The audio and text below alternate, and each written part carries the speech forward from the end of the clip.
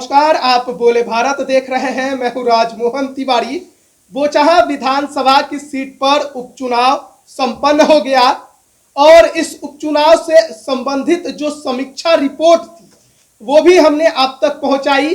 हमारे सहयोगी अभिषेक लगातार बोचहा विधानसभा की क्षेत्र पर ग्राउंड जीरो पर मौजूद थे, लोगों से बात कर रहे थे और वोटिंग पैटर्न को समझने की कोशिश कर रहे थे और तमाम जानकारियां जुटाने के बाद अभिषेक ने खुद यह बताया था कि आखिरकार बोचहा विधानसभा का जो चुनाव संपन्न हुआ उसमें पलड़ा किसका भारी है। लेकिन इसके अलावा हमने एक ऑनलाइन सर्वे भी कराया। सोशल मीडिया पर हमने एक सवाल रखा था, बोचहा में कौन मारेगा बाजी। लगभग 34,000 लोग इस पोल में शामिल हुए और उन्होंने अपनी पसंद बताई। देखिए, अपनी पसंद बताई ये कहने के पीछे कारण यह है क्योंकि ये ऑनलाइन सर्वे था जो सोशल मीडिया पर हमने कराया, तो इसमें जरूरी नहीं है कि बोचहा के लोग ही शामिल हुए हो सकता है कि बोचहा के बगल के विधानसभा के कुछ लोग इस पोल में शामिल हुए हो सकता है कि मुजफ्फरपुर जिले के अलावा जो दूसरे जिले हैं, समस्तीपुर, छपरा, सिवान, गोपालगंज, दरभंगा, मधुबनी, कोई भी व्यक्ति जो ऑनलाइन प्लेटफॉर्म इस्तेमाल करता है वो इस पोल में शामिल हो सकता था और उसने केवल अपना पसंद बताया है।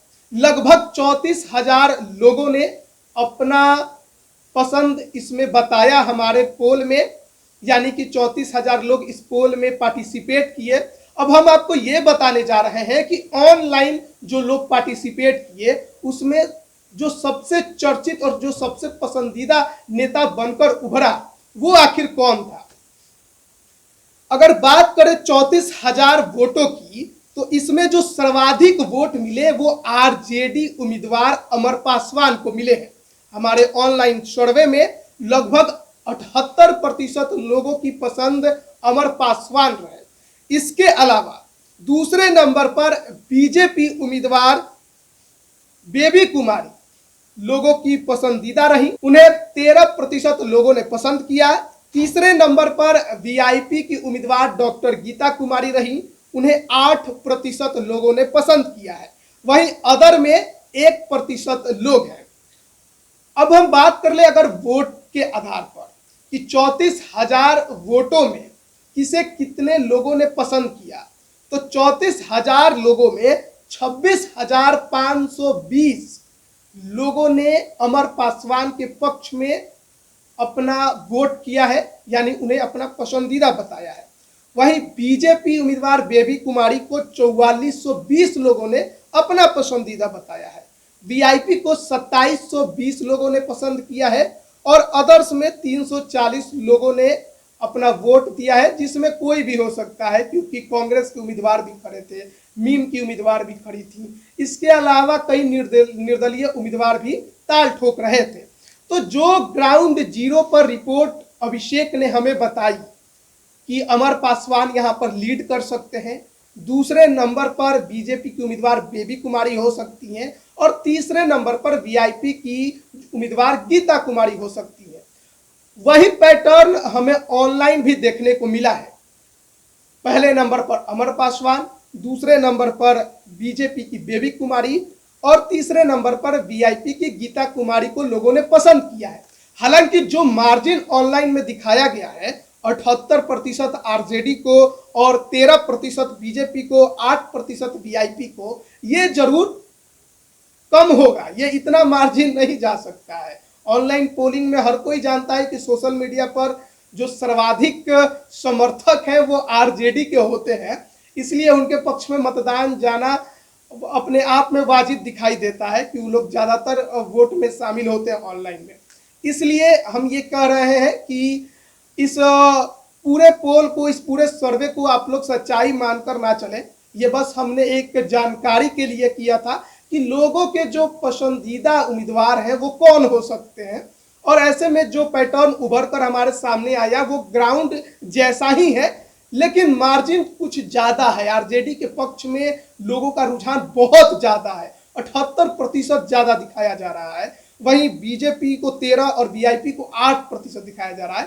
तो पैटर्न तो यही होगा, हो सकता है जो परसों अब रिजल्ट आ ही जाएगा तो आरजेडी पहले नंबर पर दिखाई दे, बीजेपी दूसरे नंबर पर और वीआईपी तीसरे नंबर पर दिखाई दे सकती है, हो सकता है।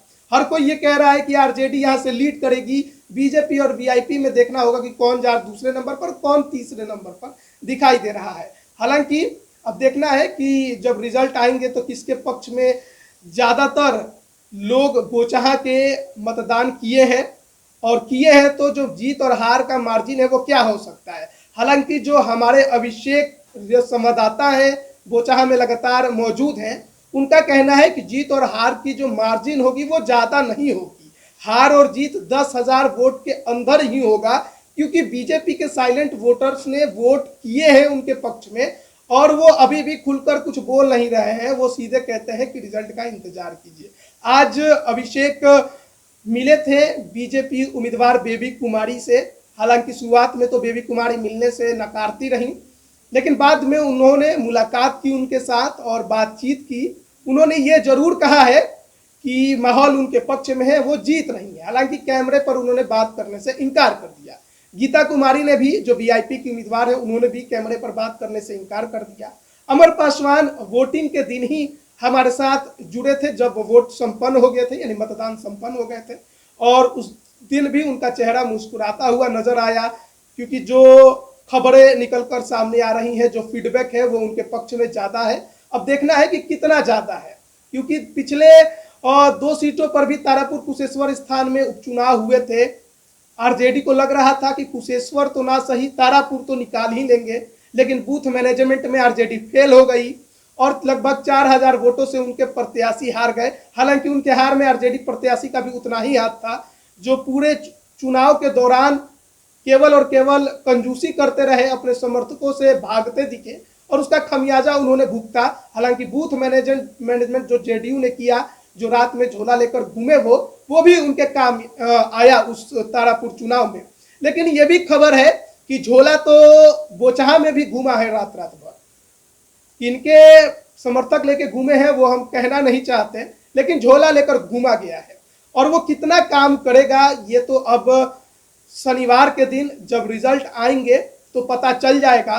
लीड में आरजेडी कैंडिडेट जरूर है, पर वो लीड कितना अपना बनाकर रख पाएंगे आखिरी राउंड की गिनती तक, ये बस देखने वाली बात होगी।